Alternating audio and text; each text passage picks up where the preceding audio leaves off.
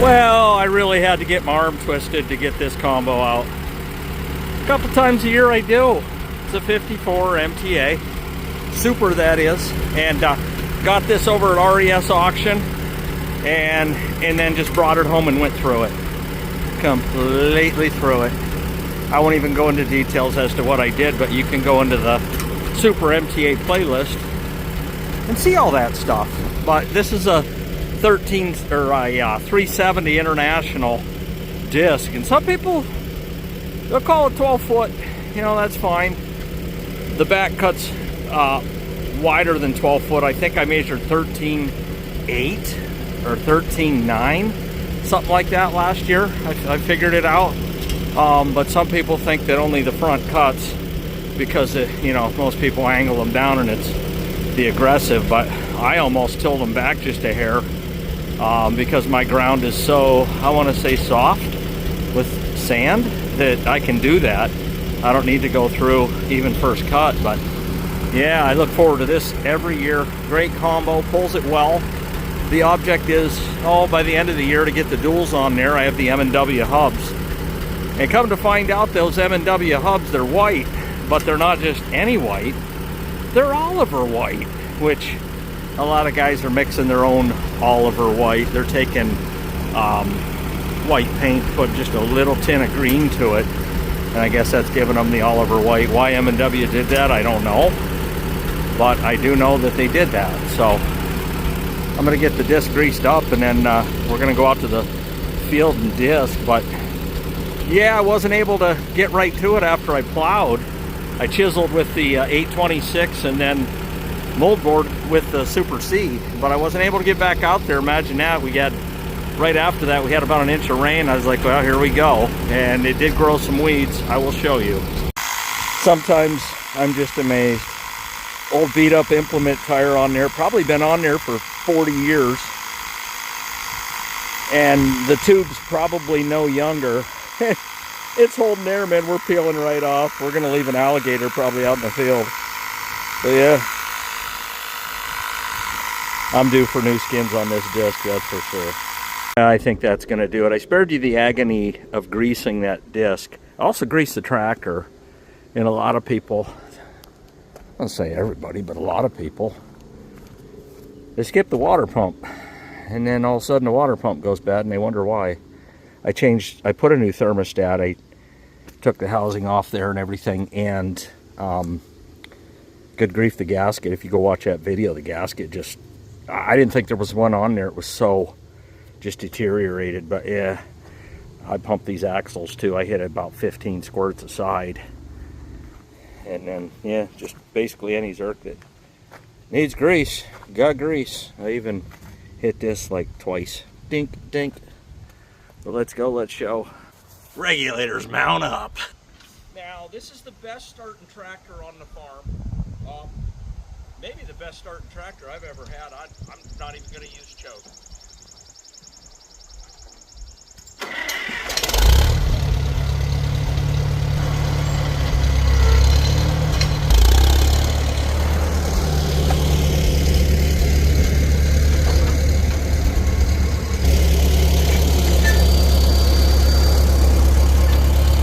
Well, if you've been on a channel more than 15 minutes, you know this is my clover side, and I haven't decided what I'm going to do with this, but good grief, I chisel plowed this 2 weeks ago, and it's all weeds again. It's really to the point where if I waited another week, it's going to be waist high weeds, so I'm not going to do that. But you can see it plowed up nice, and it's going to disc nice. But the whole goal is just to make a line right on the edge here and disc this up. I did not finish plowing way down there. I will do that off camera on my time. Have a little me time, but boy, is this seed heading out real nice. As soon as I see seed head, I usually wait about 2 weeks to mow it. I got some milkweed coming up in there, and yeah, it's seed headed out, but it won't matter once I mow it. 1 or 2 more times, this will be 100% clover. And that Ladino, man, it just, I can't say enough about it. Big leaves on it. Let me see if I can find one. Oh, I can find many, but this one is mine. Yeah, here's one. Pretty nice, you know. That's tonnage. You know, you're not going to get that out of the little white Dutch, the little cute white Dutch. Let's go, let's disc.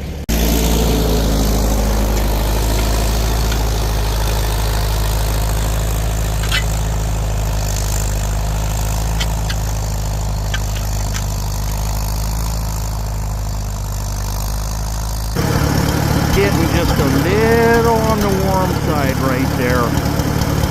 And like I said, I put a new thermostat in this. That does not mean that it is still good. Doesn't mean that at all. Doesn't mean my water pump's good. There's a lot of things that can go on here that if that thermostat don't open, we're not going to get the flow of new coolant. It's a problem, man. Houston, we do have a problem. That right there. Oil pressure's real good. I shut her down. I got her back in the run. The needle's back in the run zone. But yeah, until thermostats can go bad, man. I mean, they just can. They're junk. I was in there anyways. I'm not a parts changer. That's the thing. If something's not broke, I don't fix it. But I'm thinking possibly a water pump. It is a really, really hot day. I'm working it to maximum capacity for sure. That can contribute to overheating. But I don't know. These things are so stinking easy to work on. It's just a matter of, if I'm going to go in there again, I'm going to put a new thermostat and water pump if needed, if that is what it is. Check the coolant level. Coolant level's good. I would have never come out here to the field without doing that.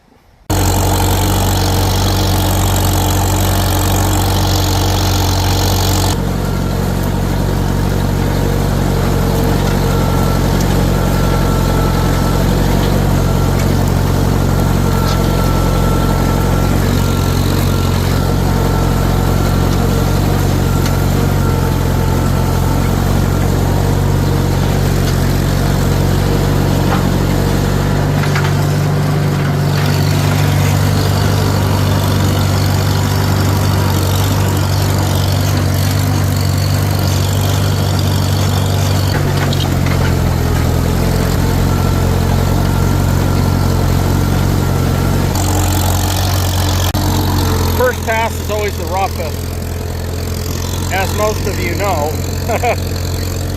She's cutting though.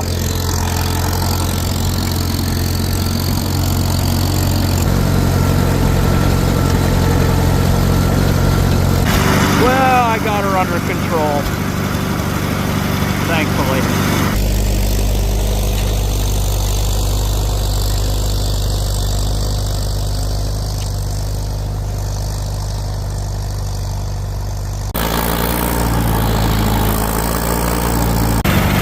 It's amazing the difference in temperature. That's a full flush and refill.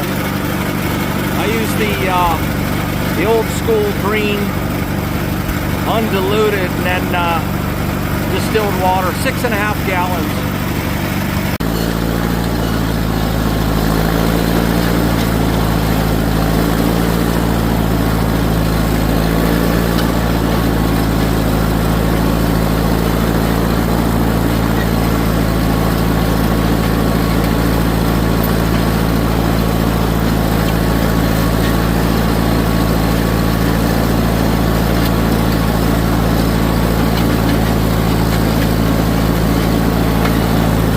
Well, to get this sucker to finally run cool, I took it back up to the barn and peeled some of the sheet metal down and blew some of the fins out.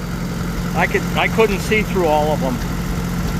Then I took and drained about 2 gallons of it out, and I thought, well, it looks right, I could test it, but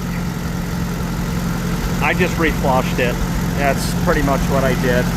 Blew the radiator out with compressed air and then just changed the fluid itself.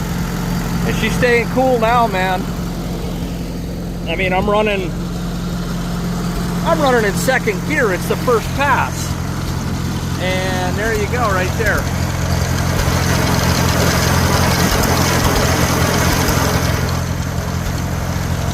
Keep an excellent oil pressure. It does get up in the R per run, but I mean, overheating, that's for the birds. Just a little charge there. I just love operating this thing. Can't lie, man. I just do. It's just not a tractor I could ever come off of. Man, the next owner of this, I hope you enjoy it as much as I am going to in my lifetime.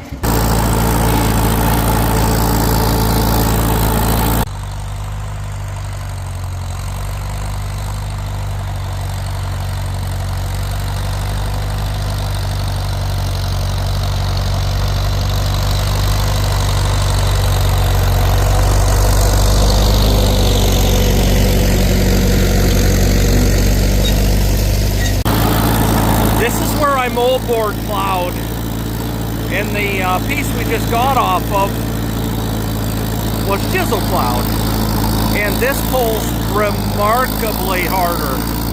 Now you can see I've hit this side already, and normally I would go into third gear immediately, but it's pulling way too hard to get out of third.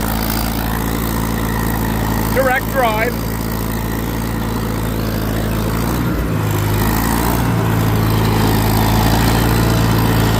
Drops you down about half a gear. Slammer forward. And good to go. Now going around these corners, I don't like to leave the discs down. I think it's hard on them side to side. So I always pick up when I get to the end here.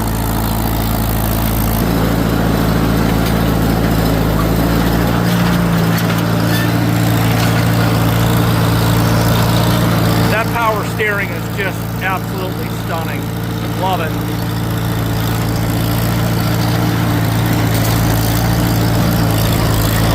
Now this is bumpy, buddy.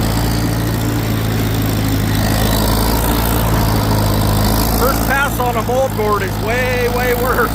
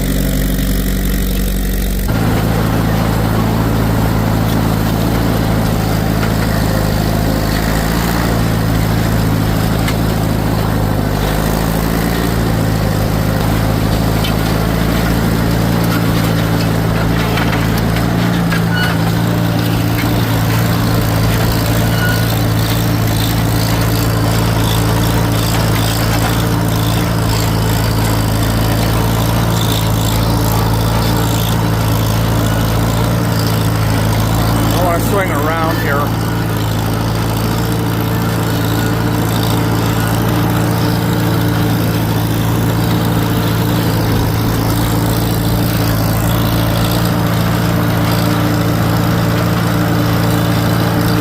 Cut this again in second gear.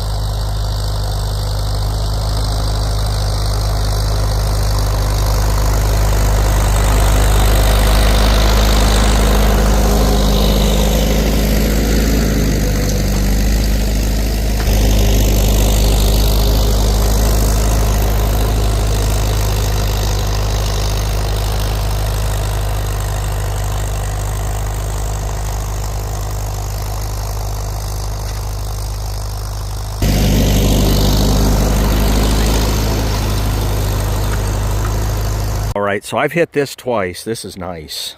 This is pretty nice. Still a little clumpy and lumpy, but to take that out, I'm not going to keep going back and forth. I'm going to angle cut it, and that'll be my third pass and fun. And then I'm finishing that up there, and then once I've angle cut this, then we'll bring the 756 gas out and cold mulch it, and you'll be able to, I mean, good grief, you could bowl on it. It'll be so flat and darn near perfect. That was rough over there.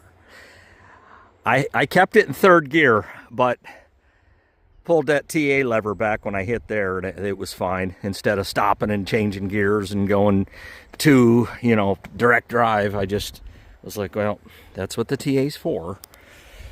But yeah, I think one more angle cut and this is done. I hate to say it's done when you're having fun on the MTA, and that power steering is just ridiculous. I mean, I push the lever in, the discs come up, and I just finger steer around, drop the discs, and go again. I mean, it's just a ball to drive. I mean, whoever, the first Farmall tractor with the power steering option was the Farmall 400, but nevertheless, these got this is the Charlene aftermarket, which I prefer over the Baylin. The Baylin, you got the big clumpy looking thing up on the steering shaft itself, but yeah, it worked fabulous. Next thing, probably throw some duals on it. I'll be honest, if I'm going to run this with duals, I don't see any real purpose, I guess, in throwing weights on there. Just get the M&W hubs painted up, throw them on there, and then throw the 15.538s. I probably will run those. These, they got about 18 pounds of pressure in them right there as they sit. And I'll probably run the duals at about 10 or 12, just a little bit less. And I think this thing will look about as muscly as you can have an MTA.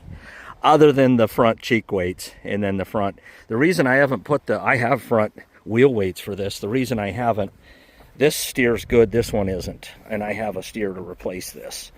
But this one's darn near brand new. It's just, I'm finicky. I don't like the dry rot right there. But yeah, once that's done, then I'd like cheek weights, front weights, wheel weights, duals, and good grief.